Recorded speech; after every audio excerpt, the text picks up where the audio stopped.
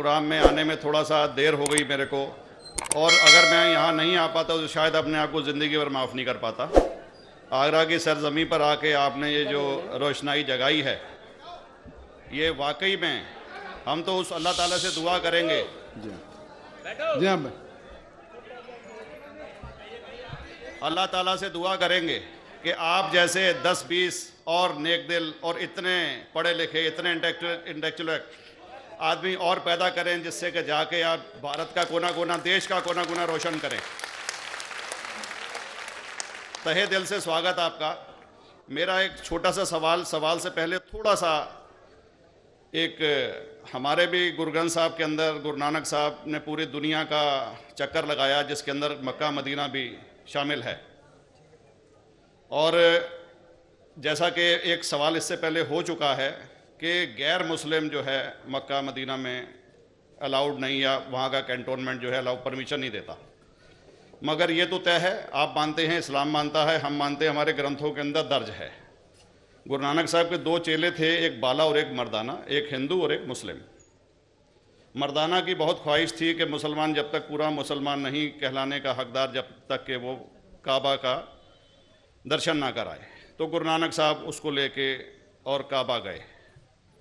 हमारे ग्रंथ के अंदर जो दर्ज है कि जब वो वहाँ पहुँचे, उन दिनों बहुत लंबा ये किस्सा है, 1 साल लगता था, और वो रूट सारा उसका वर्णन है। और वहाँ जब मक्का जो मस्जिद के बाहर साथ ही एक दीवार थी, जहाँ पर के भारत के जो मुसलमान दर्शन करने जाते थे काबा के, वो उनको वहाँ ठहराया जाता था। वहाँ की देखभाल जो करता था वो मुल्ला जीवन करता था। जब गुरु नानक साहब अपने चेलों के साथ में वहाँ पर पड़े थे, तो सुबह जब मुल्ला जीवन वहाँ की सफाई करने के लिए आया, तो उसने देखा गुरु नानक साहब के जो पैर थे वो काबा की तरफ थे। वो गुस्से में चिल्लाया कि ये कौन काफिर है जो कि काबा की तरफ पैर करके पड़ा है, और उसने गुस्से के अंदर आके उनके पैरों को झटका दिया, दूसरी तरफ किया।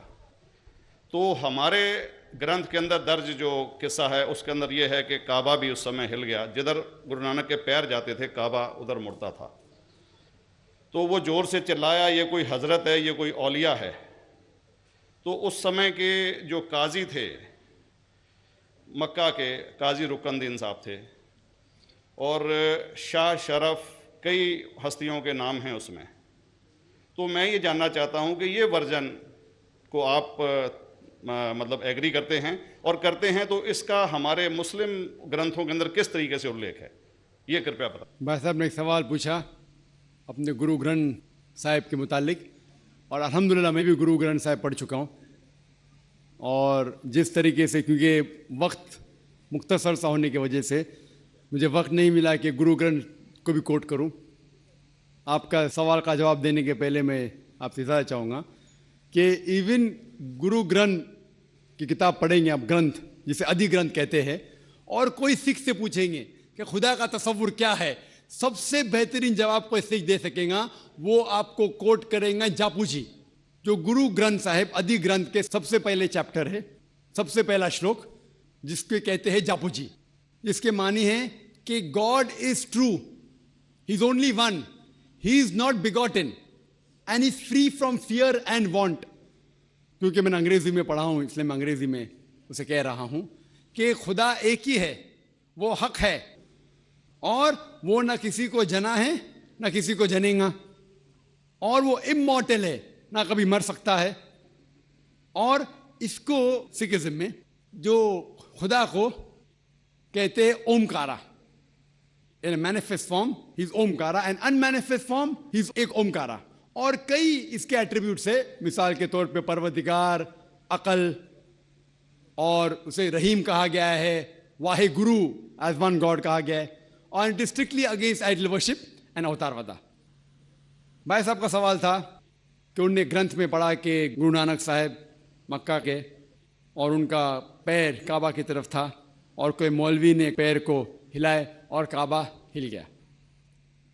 क्योंकि ये age of science and technology है, अगर कोई चीज़ जो किताब हजारों साल पहले लिखी गई है, 10,000 साल या 4,000 साल, तो शायद उसके बारे में हिस्टोरिकल रिकॉर्ड मिलना मुश्किल है। हालांकि इवन जीसस क्राइस्ट के बारे में 2,000 साल हिस्टोरिकल रिकॉर्ड है क्योंकि सिखिज्म जो एकदम नया मज़हब है, जितने मज़ाहिब के मुकाबले हिंदुस्तान में नया है, कुछ सैकड़ों साल पहले 15th सेंचुरी में, toward the end of the 15th century, Guru Nanak साहब जो पंजाब के थे, ये मज़हब तो कायम हुआ हार्डली 400-500 या 400-500 साल।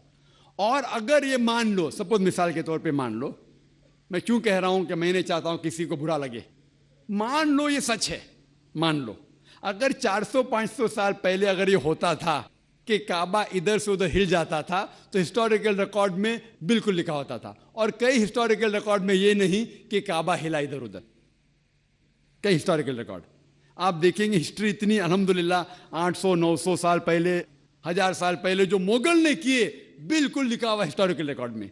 तो ये कहना कि गुरु नानक साहब वहां गए और काबा हिल गया, ये बिल्कुल साइंस के खिलाफ है, क्योंकि साइंस में कोई भी रिकॉर्ड नहीं है, वहां के देश के रिकॉर्ड में कहीं भी नहीं कि काबा हिला।